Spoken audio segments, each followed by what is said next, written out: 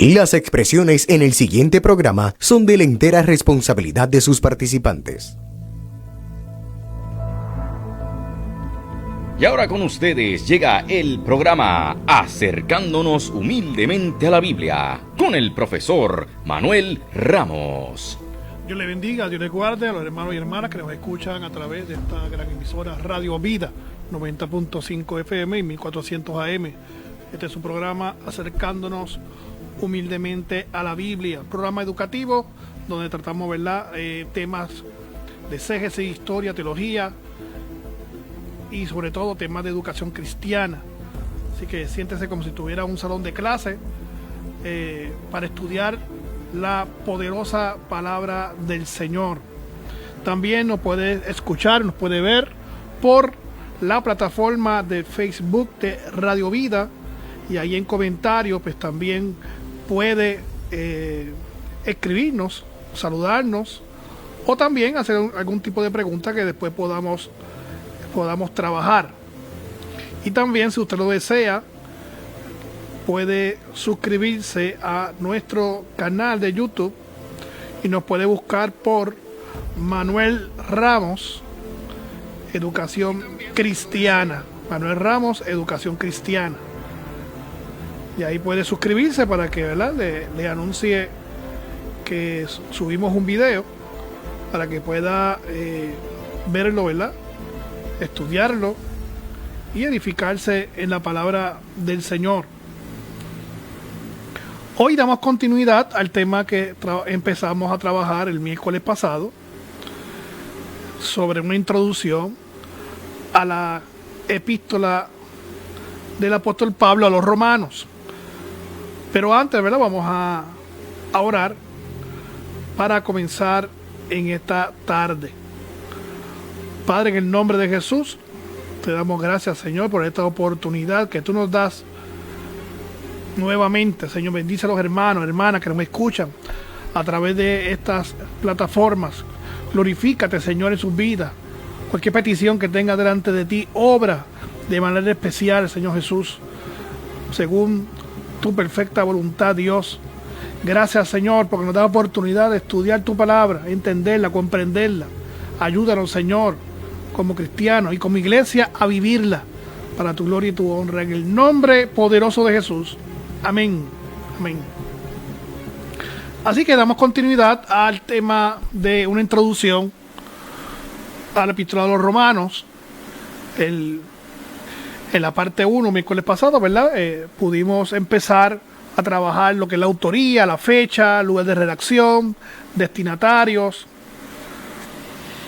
motivación de Pablo de escribir la carta, contexto histórico. Y ahora, ¿verdad?, queremos continuar trabajando en este tema, en esta introducción. Y nos hacemos la pregunta: ¿cómo habría llegado el Evangelio a Roma?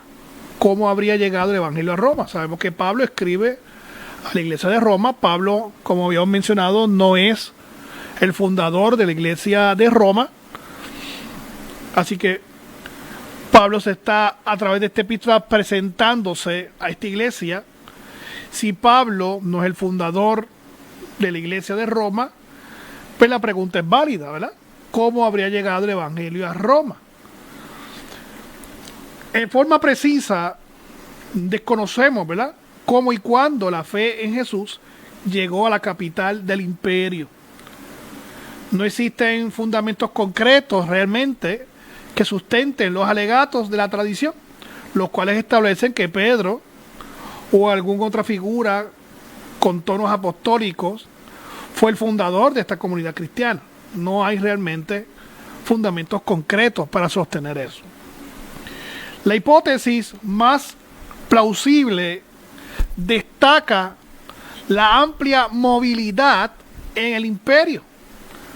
Como dijimos, ¿verdad?, el miércoles pasado, Roma era la capital del imperio y por consiguiente era una ciudad activa en comercio, ¿verdad?, en movimiento de pensadores, negociadores, mercancía, prácticamente era una capital, prácticamente ya dejó de ser particularmente de un lugar específico, sino ya era un área internacional prácticamente, como lo es ahora Nueva York, como lo es Tokio o cualquier esta ciudad que son bien importantes, ¿verdad? En comercio, en el mercado, y prácticamente Roma tenía esas características, ¿no? Así que al estar tan activa la ciudad, entrando y saliendo mucha gente de allí, pues hay una hipótesis que es bastante certera para muchos académicos, que la misma movilidad del imperio fue la causante de que el evangelio corriera, ¿verdad?, a esta ciudad de Roma. Y esto es a través de su red de carreteras, en los múltiples contactos predominantemente económicos entre Jerusalén y la comunidad judía en Roma. Había mucho comercio, había mucho movimiento en el comercio entre Jerusalén, ¿verdad?, la comunidad judía en Roma. Dada la frecuencia con la que se comerciaba en Roma, era inevitable que los creyentes cristianos en Palestina llegaran a Roma y comenzaran a compartir sus creencias en las sinagogas de la comunidad judía. Podemos notar en Hechos 2:10, ahí se destacan visitantes de Roma, Hechos 2:10, visitantes de Roma, judíos y prosélitos, entre ellos que se maravillaron del derramamiento del Espíritu en Pentecostés. Eso está en Hechos 2:10. El cristianismo se pudo haber esparcido entre la comunidad judía a través del contacto informal, especialmente en las reuniones de la sinagoga, las cuales proveen el espacio adecuado para la evangelización explícita y el debate. En la sinagoga judía en Roma se podía encontrar, aparte de judíos étnicos, prosélitos de origen pagano, así como otros no judíos de diversos niveles de afinidad con el judaísmo. O sea, personas que no eran judíos, pero tenían afinidad con el judaísmo, con la religión, ¿verdad?, judía. Por tanto, el intercambio económico entre Palestina y Roma, así como las interacciones religiosas y sociales en la comunidad judía, fueron, por decirlo así, el caldo de cultivo idóneo para el esparcimiento del evangelio en la capital del imperio. Así que esa sería la explicación más lógica, ¿no?, más entendible de por qué el evangelio estaba bien fundamentado en Roma. Y es simplemente por el movimiento que había, por las características que tenía Roma, el movimiento que había comercial, social, y posiblemente, ¿verdad?, como ya dijimos, muchos judíos compartieron, judíos que ya conocían el cristianismo, compartieron su experiencia en la fe en Cristo, y esto, ¿verdad?, fue parte de lo que impulsó el evangelio en Roma. Otra pregunta que nos hacemos: ¿cómo está compuesta la iglesia de Roma? Que ya más o menos hemos contestado esa pregunta. ¿Cómo está compuesta la iglesia de Roma? En el texto de la carta existen diversas incidencias en donde se deja ver que Pablo tenía una idea bastante clara del carácter y composición de los grupos cristianos en Roma. El texto se prescinde que Pablo les está escribiendo a una comunidad en la cual predominan los gentiles. Eso se puede ver en el texto bíblico, el texto de Romanos. Podemos verlo en Romanos 11, 13 al 32, Romanos 15, 7 al 12. Es implicando también Romanos 1, 6, Romanos 1, 13 y 15, 13 y 15, del 15 al 16. Romanos 1:6, Romanos 13, 15 y 15 al 16. Otro factor que nos deja llegar a la conclusión de que la comunidad cristiana en Roma era predominantemente gentil consiste en que la carta está dominada por el asunto de las relaciones entre judíos y gentiles. Eso se ve clarísimo en los capítulos de Romanos.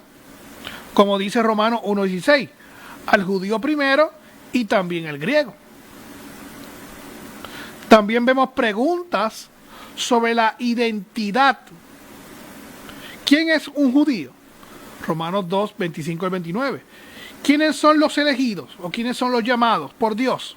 Romanos 1:7, 8:33, Romanos 9, 6 al 13, Romanos 11, 5 al 7 y también Romanos 28 al 32.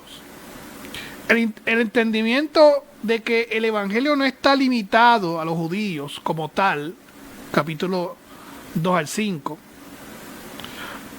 eso lo vemos en sus capítulos 2 al 5, que se ve que no está limitado a los judíos nada más, sino que está ahí presente la presencia de los gentiles. Más aún mantiene a los judíos en perspectiva en los capítulos 9 al 11, con la esperanza de que ambos, los judíos y los gentiles, puedan adorar a Dios juntos, como Pablo lo explica muy bien en Romanos 15, 8 al 12. O sea, usted va leyendo Romanos, los primeros capítulos, y va notando que Pablo le habla en un momento dado a los gentiles, luego le habla a los judíos, luego le habla a los gentiles, luego le habla a los judíos, y posteriormente, ¿verdad?, le habla a los dos grupos a la vez. Y cuando le habla a los dos grupos a la vez, es con la exhortación de que se lleven bien los dos grupos, que para los dos es la salvación de Dios, ¿verdad? Así que realmente Pablo sabe, está consciente de esa característica que tiene la iglesia de Roma, que hay mezcla entre judíos y gentiles. Por tanto, podemos ver que Pablo estaba al tanto, ¿verdad?, de la composición étnica de los grupos cristianos en Roma y consideró necesario, a través de esta carta, proveer consejo y guía en estos asuntos. Así que no solamente preguntas prácticas como desacuerdos, como lo vemos de Romanos 14:1 a Romanos 15:6, sino precisamente en cómo los cristianos gentiles y judíos podían percibir su relación mutua. O sea, que se llevaran bien unos a otros.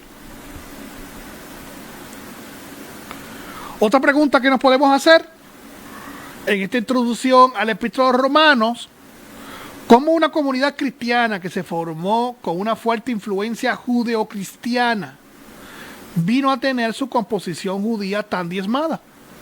En otras palabras, ¿cómo esta comunidad,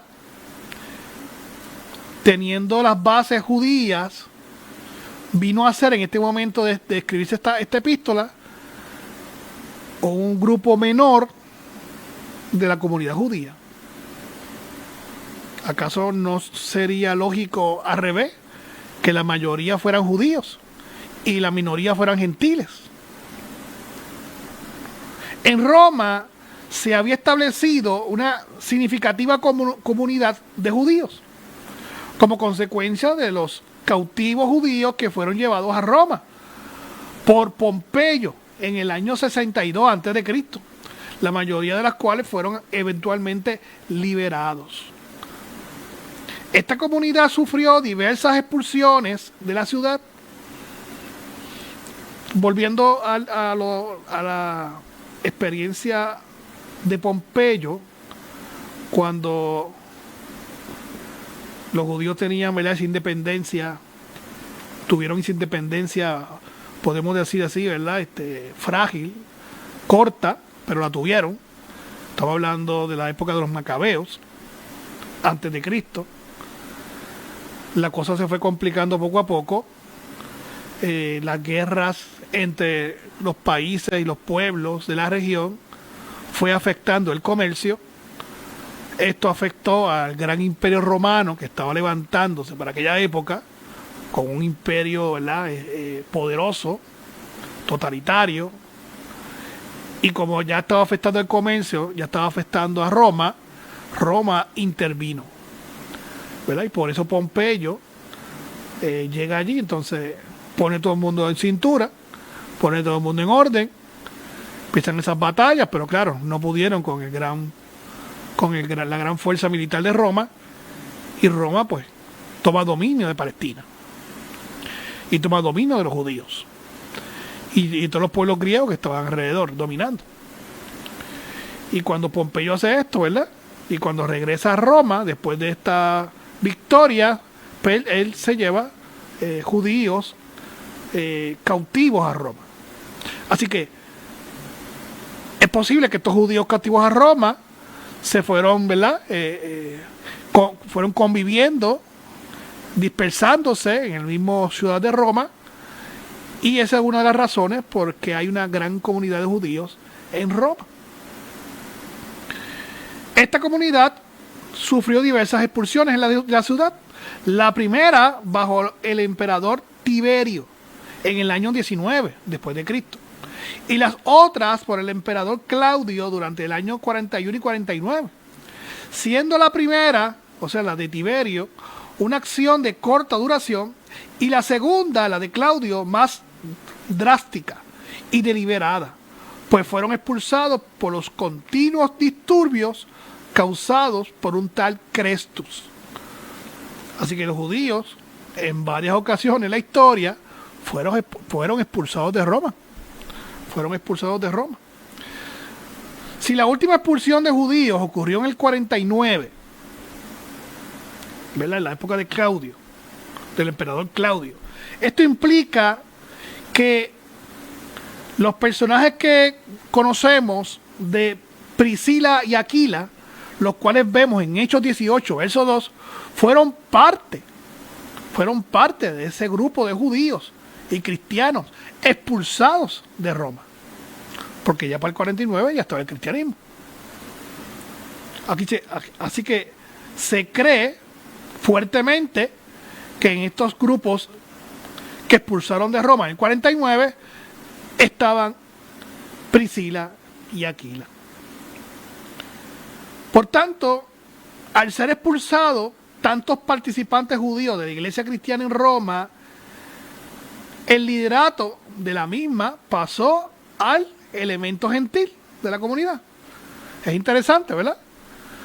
A los judíos ser expulsados, incluyendo los cristianos. Así que se cree que para esa fecha los judíos eran los líderes de la iglesia cristiana en Roma, no los gentiles. Los judíos eran los líderes, los pastores, los líderes. Cuando fueron expulsados, y ya dijimos que entre ellos está Priscila y Aquila, las posiciones de liderato pues la cogieron ¿quién? Los gentiles, los gentiles.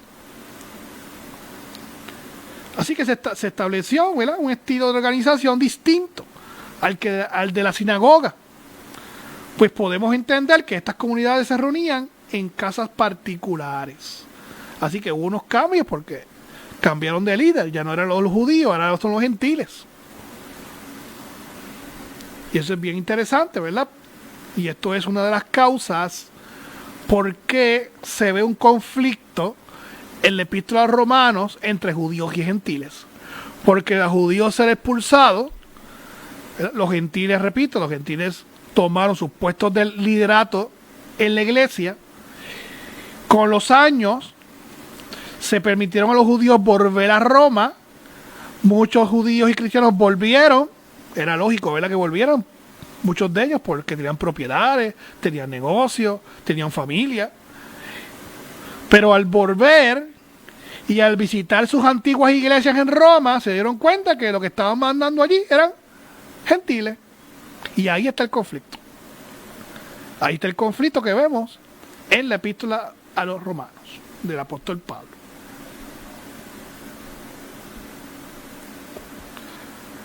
También vemos, ¿verdad?, Pues ya dijimos que los judíos cristianos volvieron, ¿no? Eso tiene su explicación en la historia. Al morir Claudio en el año 54, el edicto de expulsión fue abolido. ¿Ok? Y comenzó el regreso de diversos judíos cristianos, como Priscila y Aquila. Es probable que estos judíos que regresaron querían recuperar, ¿verdad?, lo que ya hablamos, ¿verdad?, sus posesiones, sus negocios, familias. Querían recuperar, ¿verdad?, las costumbres judías tradicionales. Así que las tensiones resultantes entre estos dos grupos fueron una de las causas para que Pablo escribiera la carta de los romanos, requiriendo al grupo gentil no despreciar a la herencia judía, sino a presentar tolerancia y entendimiento a aquellos a quien las promesas y el evangelio le fueron presentados primero. Así que en esa parte Pablo es claro. Por eso es que Pablo dice, ¿verdad?, la parte de que, mira, esto, la verdad, la ley vino a través de los judíos. Como diciendo a los gentiles, un poco más de respeto, un poco más de consideración a esta gente, a nosotros los judíos, que fuimos los primeros. Y es tratando Pablo, ¿verdad?, de ser como un árbitro, ¿no?, en este conflicto. Así es como encontramos la petición por tolerancia dirigida a los fuertes y a los débiles en Romanos 14, 1 a Romanos 15 al verso 13. Romanos 14 al 15 hasta el verso 13 del 15. Cuando usted ve que Pablo en Romanos hace esa contraparte, ¿no?, fuertes, débiles, prácticamente está mediando, está haciendo de árbitro a esos dos grupos, ¿verdad?, y a esa problemática que había en la iglesia de Roma. El libro de los Romanos, y vamos a entrar ahora a características particulares de la epístola de los Romanos, y una de las primeras características que vemos es que el libro de los Romanos es el único en el Nuevo Testamento en escribirse en el dialecto griego ptolomaico, que es un dialecto que se usaba en la corte de jurídico, ¿verdad?, corte jurídica en Grecia, porque era un lenguaje más atada, más unida a términos legales, ¿verdad? Ya sabemos, ¿verdad?, y quiero aclarar, ¿verdad?, sabemos que el Nuevo Testamento se escribió en griego koiné, pero el griego koiné, ¿verdad?, no es un dialecto en sí. El griego koiné lo que significa el griego del pueblo, ¿no?, el populacho, el griego normal, regular, ¿verdad? Pero el griego normal, regular, tenía sus variaciones, depende del lugar. El griego koiné de Grecia no era el mismo griego koiné de Palestina. Es más, el mismo griego koiné de Jerusalén no era el mismo griego koiné de Galilea, al norte. O sea que eran griegos koinés todos, pero con variaciones, depende del territorio. Y eso lo vemos en el Nuevo Testamento, en el griego, ¿verdad? No lo vemos en una Biblia en español porque está traducido, pero cuando vemos el Nuevo Testamento en griego, vamos a ver que hay diferentes de griego koiné. Hay como 4. Y el que está escrito romano es único. O sea, no hay otro libro en el Nuevo Testamento que esté escrito en este griego koiné. Y se llama griego koiné ptolomaico. Y como dije, es un griego que se hablaba en las cortes jurídicas. Y tiene sentido que esta epístola se escribiera con este tipo de griego, porque esta epístola trabaja muchos términos legales. Esos términos que están ahí de justificación, redención, son términos legales que se usaban en aquella época, que Pablo los utiliza para referirse al proceso salvífico. Así como eran términos legales, pues es normal que se utilice ese griego koiné especial para las cortes de justicia. Otra característica es cuando nos enfrentamos a la carta a los romanos, su mera localización dentro del canon, como la puerta, le llaman la puerta al Corpus Paulino, nos debe dar la impresión de que estamos entre el Magnus Opus, o sea, la gran obra u obra maestra del pensamiento de Pablo. O sea, aquí Pablo se fue con la cuchara grande, explicando en forma extensa términos que tienen que ver con la salvación ampliamente, cosa que no hace en ninguna otra epístola, solamente aquí en Romanos. Según Franco y Bonga, la amplitud y el carácter sistemático de la presentación del contenido de la carta a los romanos la hacen un escrito teológico central en el Nuevo Testamento. Así que esto sería como que el Nuevo Testamento es el libro, ¿verdad?, de un mayor contenido teológico en el Nuevo Testamento. Es el libro con mayor contenido teológico en el Nuevo Testamento. En Romanos, Pablo le da forma a una de las reflexiones teológicas más coherentes y más perfiladas del cristianismo primitivo. La interpretación de la muerte y de la resurrección de Cristo como acontecimiento de revelación de la justicia de Dios es el punto de partida y fundamento lógico para la comprensión del cristianismo en la carta. Así que desde el entendimiento de la muerte y resurrección de Cristo, Pablo reexamina su relación con la cultura griega, relee la historia de las promesas de Israel y de la escritura veterotestamentaria, o sea, la escritura del Antiguo Testamento. También define nuevamente su identidad judía, se interpreta los grandes conceptos teológicos de la elección, de justicia, de ley, pecado, y pone los fundamentos de un nuevo tipo de comunidad y de una nueva ética.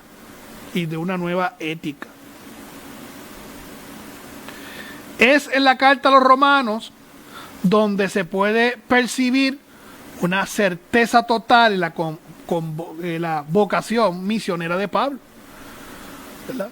Y así él se nombra, ¿verdad?, o declara, ¿verdad?, que ese fue el llamado que Dios le hizo, que él es apóstol de los gentiles. Según propone la autora Elsa Tamés,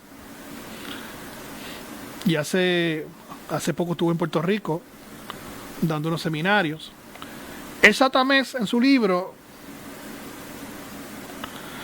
en la carta a los romanos, dice que puede dividirse en dos secciones fundamentales.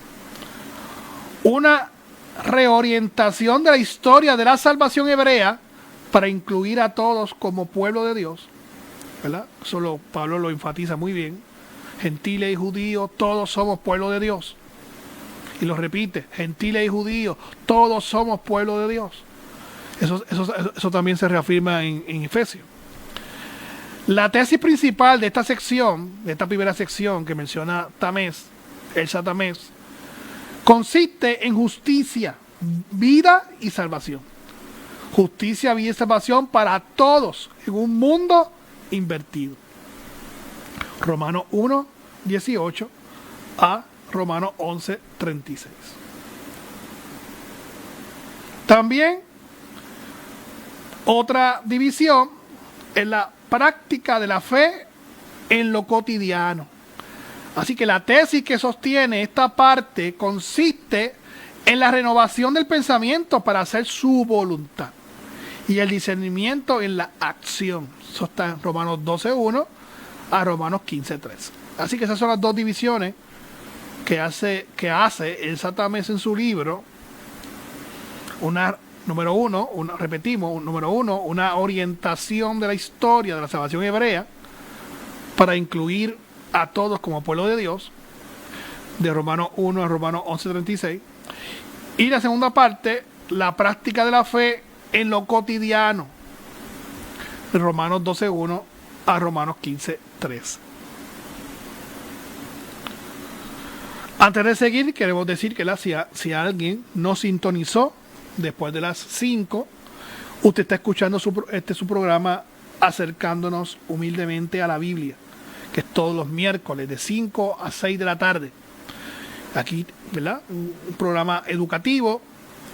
Siéntase como si tuviéramos un salón de clase de la Biblia, porque trabajamos, ¿verdad? Estudios bíblicos, exégesis, teología, historia y también temas de educación cristiana. Y aparte de escucharnos por radio, también nos puede escuchar por la plataforma de Facebook de Radio Vida. Y en la parte de comentarios nos puede escribir, saludar, ¿verdad? Y hacernos algún tipo de pregunta que posteriormente podamos trabajar. Y también, si lo desea, se puede suscribir a nuestro canal de YouTube y me puede conseguir por Manuel Ramos Educación Cristiana. Manuel Ramos Educación Cristiana, se suscribe si así usted lo desea, para que le avise, ¿verdad?, cuando subamos un video, que casi siempre son programas de los miércoles de Radio Vida, pero también ponemos estudios bíblicos que damos en la iglesia y otras actividades más. Otra característica de Romanos es que observamos una larga introducción en la epístola, una larga introducción que es poco habitual en el apóstol Pablo. Este asunto es fácilmente explicable, ya que él está escribiendo, como ya mencionamos al principio, a una iglesia que no es de su propia plantación. Él está dándose a conocer en estas primeras líneas, y por eso entonces la introducción es más larga que otras introducciones que le hacen otras epístolas. La conclusión de la carta es también única, por contener los nombres de un considerable número de personas a quienes el apóstol saluda personalmente. Y usted lee ese último capítulo romano, eso es nombre para aquí, nombre para allá. Pablo manda saludos a todo el mundo prácticamente. Al vecino, al amigo. Bueno, hasta hay un par de familiares ahí que lo saludan. Familiares, amigos, hermanos en Cristo, gente que lo ayuda. Bueno, al perro, el gato, a todo el mundo. A pesar de la introducción de la conclusión, que califican a Romanos para poder llamarle epístola, el cuerpo de la obra no tiene casi nada del carácter ocasional de una epístola, especialmente de Pablo. Si no es solamente por la introducción y la conclusión, porque el cuerpo central no tiene características de una carta. Si no tiene características de una carta, ¿qué es el cuerpo central? ¿Cómo se le llama? Se le llama prácticamente en la academia que esto es un tratado. Es más un tratado, el cuerpo central, que una carta. En este aspecto está en fuerte contraste con 1 Corintios, ¿verdad? Como por ejemplo, ¿verdad?, que también tiene parte de este asunto de un tratado.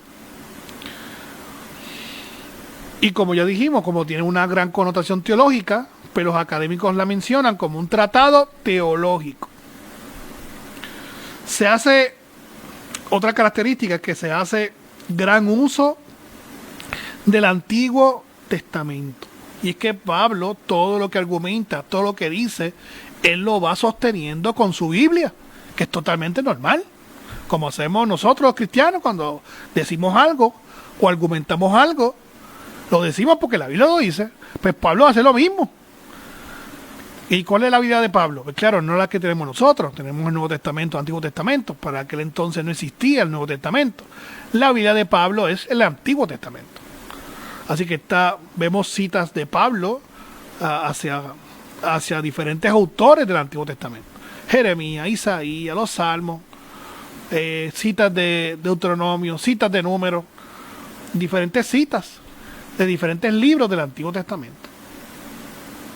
De este modo, Pablo cumple con la expectativa que crea al aludir a las Santas Escrituras, como está en Romanos 1, verso 2. La discusión doctrinal procede de modo de debate, ¿verdad? Es una forma de escribir, y Pablo la utiliza, y la utiliza muy bien, de hecho. Que en vez de escribir así como que esto es lo que yo creo, lo hace como si fuera un debate. como si el apóstol estuviera ante sí a alguien que objete alguna de sus suposiciones y que ocasionalmente formule preguntas. Esto tiende a confundir un poco al lector, a nosotros, así que tenemos que leer ¿verdad?, con más cautela estos capítulos de Romanos, porque Pablo da su argumento, él cuestiona su argumento, ¿verdad?, como si tuviera alguien al frente cuestionándole, y él contesta la pregunta, ¿verdad? Esto es algo que se hacía en aquella época normal, ¿verdad?, como una herramienta literaria, como una herramienta para transmitir una enseñanza. El vocabulario de Romanos, como es de esperar, es rico en términos teológicos. Abundan las palabras para pecado, ira, muerte, ley, justicia, justificar, considerar o contar. También fe, creer, vida, esperanza, circuncisión e incircuncisión. También utiliza mucho las palabras Israel, judíos, gentiles. Estas son las palabras que más abundan en la epístola de los Romanos.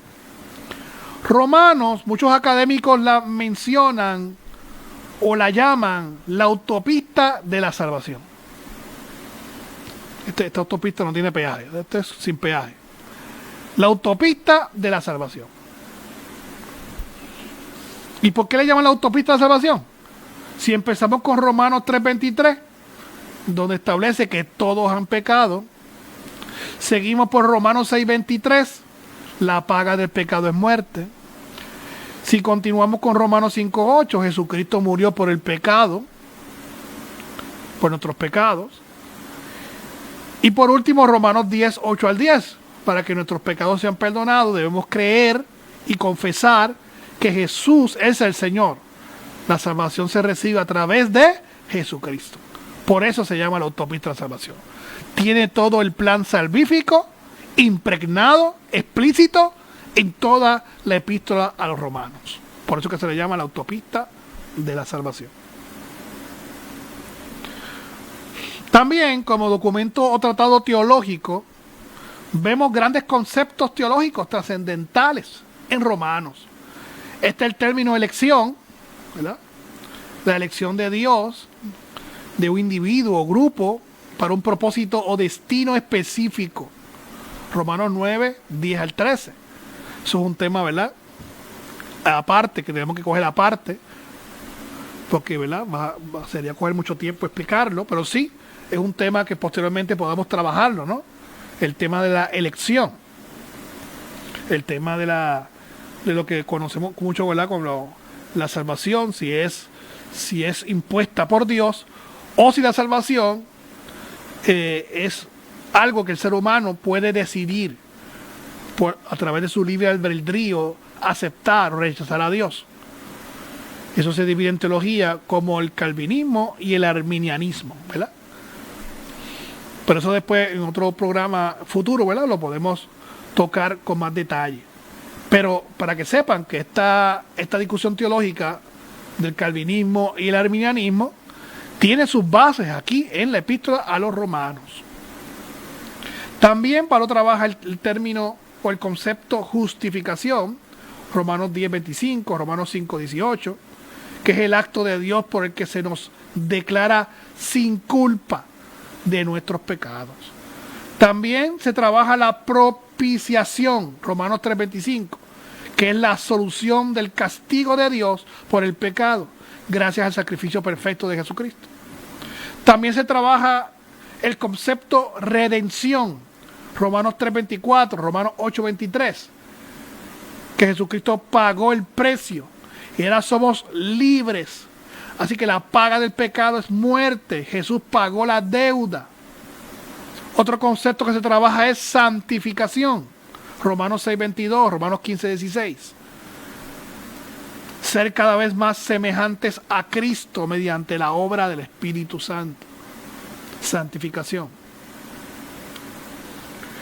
Y por último también se trabaja el concepto glorificación, Romanos 8:18, 19 y 30.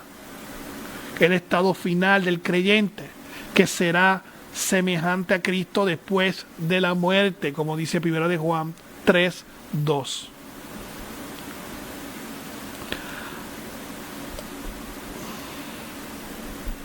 Otra pregunta que nos podemos hacer en esta introducción a Romanos: ¿en qué circunstancias Pablo escribe a la iglesia de Roma? Eso sería parte de la discusión del contexto histórico, ¿no? ¿En qué circunstancias Pablo escribe a la iglesia de Roma? Pablo siempre había estado muy interesado en Roma. Uno de sus sueños era predicar allí. Cuando se encuentra en Éfeso, está programando pasar otra vez por Acaya y Macedonia. Eso es Grecia, ¿no? Grecia, el norte de Grecia y el sur de Grecia. Y cuando él está hablando de esto, que él está programando ir a Acaya y a Macedonia, o sea, Grecia, se le escapa de lo hondo del corazón la frase: después de estar allí, también tengo que ver Roma. O sea, después de estar en Grecia, tengo que ver Roma. Se tengo que ver como un deseo que sale del corazón de Pablo, ¿no? Hechos 9:21, Hechos 23:11, Romanos 1:11, Romanos 1:15. Así que podemos decir, ¿verdad? Y muchos autores lo mencionan, que Pablo llevaba el nombre de Roma escrito en el corazón. Cuando escribió la carta a los romanos en el año 58 aproximadamente, Pablo se encontraba en Corinto. Eso lo trabajamos, ¿verdad?, el miércoles pasado. Estaba a punto de culminar un proyecto que le era muy querido. La iglesia de Jerusalén, o sea, la iglesia madre de todas las demás iglesias, estaba en problemas. Era la iglesia madre, pero era una iglesia pobre. Y Pablo había organizado una colecta entre las iglesias más jóvenes para ayudarla. Eso está en 1 Corintios 16, en 2 Corintios 9. Así que Pablo recoge ofrenda de iglesias de Grecia, ¿verdad?, especialmente de Grecia, norte y sur, para llevarlas a Jerusalén. Esa colecta tenía un doble sentido. Número uno, era una oportunidad para que los convertidos más recientes manifestaran su amor cristiano.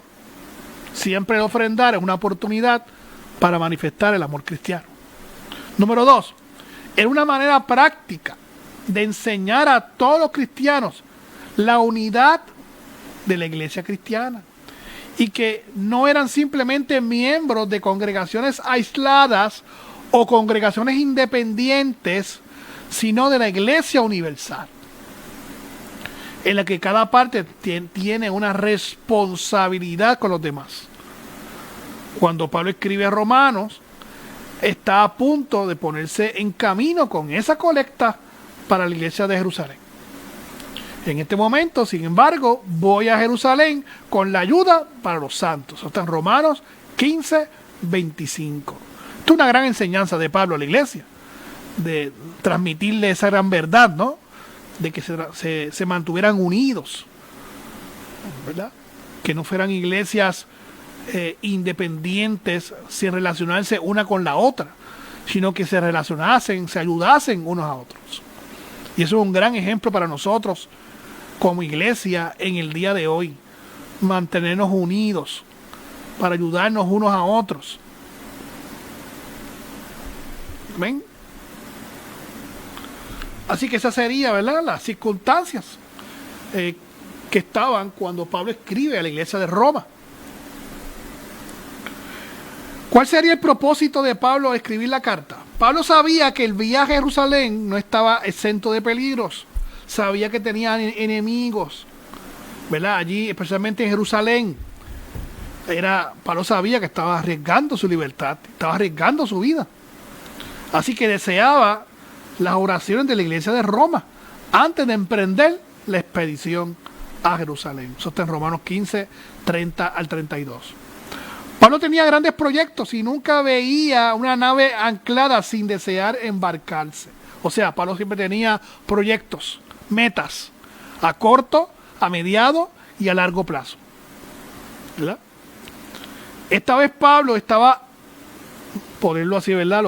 Muchos autores lo ponen de esta manera, y yo estoy de acuerdo con ellos, que Pablo estaba obsesionado con la idea de España, porque lo menciona varias veces. Como dice Romanos 15:24, espero veros cuando vaya camino a España. Porque la meta no solamente es ir a Roma, sino ir a Roma y seguir para España. Dice, cuando haya concluido esto, es decir, cuando haya entregado la colecta de la iglesia a Jerusalén, pasaré por vosotros rumbo a España. Romanos 15:28. Así que fíjense los planes de Pablo. Recolectar la ofrenda, ese tema está en Romanos, está en Corintios, llegar a Jerusalén, entregar la ofrenda y ahí viajar a Roma y visitar la iglesia romana. Y luego ir a España. ¿A qué? A comerse una tortilla española. Bueno, posiblemente. Pero su objetivo principal era predicar el evangelio de Jesucristo en España. En España. Claro, esto no sucedió. Cuando Pablo va a Jerusalén a entregar la ofrenda, lo arrestan, él apela al César, lo llevan a Roma, y ahí está preso hasta que él lo asesinan en el 67, ¿verdad? Después de Cristo. Así que nunca cumple, ¿verdad?, ese viaje. O sea, sí va a Roma, pero va preso, ¿verdad? No fue libre. Pues por consiguiente, como estaba preso, pues tampoco fue a España. Pero esos eran sus planes, ¿no? Tenía ese anhelo de ir a España. Tenía el anhelo de seguir predicando la palabra en todo lugar. Pero pues, nos podemos preguntar por qué este anhelo de ir a España.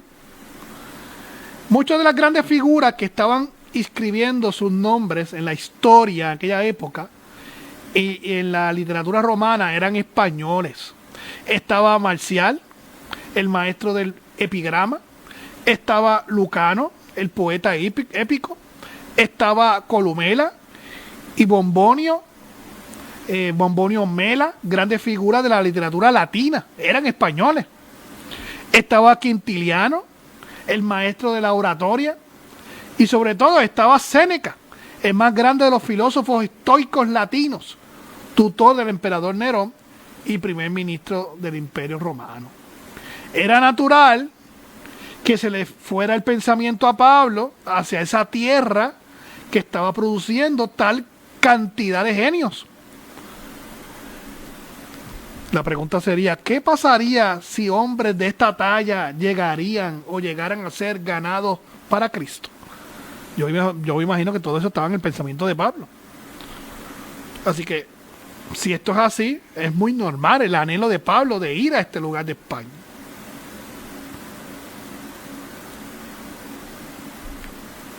¿Ok? Así que Pablo, su anhelo era ir a Roma para seguir a España.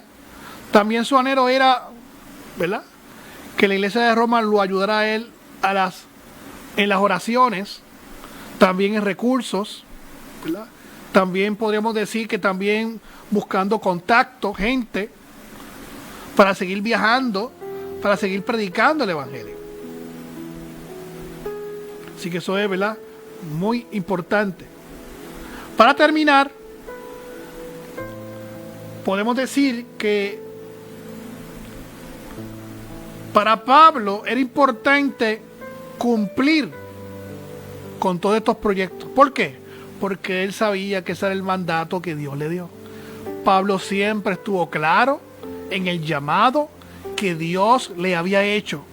Nunca titubeó, nunca dudó en ese llamado. Él estaba clarísimo de lo que Dios quería que él hiciera. Y en ese asunto él dio el corazón, dio su vida prácticamente. Porque él muere, ¿verdad?, por el evangelio. Así que él lo demuestra, ¿verdad?, lo vive. Y otro asunto importante es que el apóstol Pablo tampoco es que usa la Roma como trampolín. No, Pablo se dedica a transmitir un mensaje de unidad a la iglesia de Roma. Un mensaje de unidad entre gentiles y judíos. Y les ruega que la salvación es para los dos.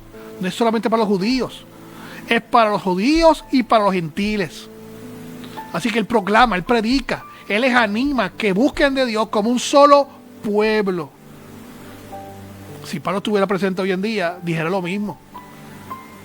Anhelando, como anheló Jesús en su oración en Juan 17, que el pueblo cristiano se mantenga ¿qué? Unido, ¿verdad? Y ese es uno de los mensajes importantes de la iglesia o de la epístola de Pablo a los romanos. Hasta aquí la información. Le damos gracias a los hermanos que se conectaron con nosotros, tanto por radio como la plataforma de Facebook de Radio Vida, los que nos están saludando, los que dieron like, todos estos hermanos y hermanas, Dios les bendiga, gracias por estar en contacto en la tarde de hoy. Queremos invitarle, si alguien puede, ¿verdad? También lo puede escuchar también por YouTube. Hoy tenemos estudio bíblico en la iglesia, Primera Iglesia Bautista de Carolina, vamos a estar estudiando el libro de Deuteronomio. Eso va a empezar a las 7 de la noche, ahorita. Así que ese estudio de Deuteronomio estará ahorita a las 7 empezando. Así que los invitamos a todos que se conecten, o si pueden venir a la iglesia, pues mucho mejor. Así que también damos gracias a nuestro hermano Roberto, que está ahí en los controles. Que la bondad, la gracia y la paz de Dios nos inunde en esta hora y siempre. Amén.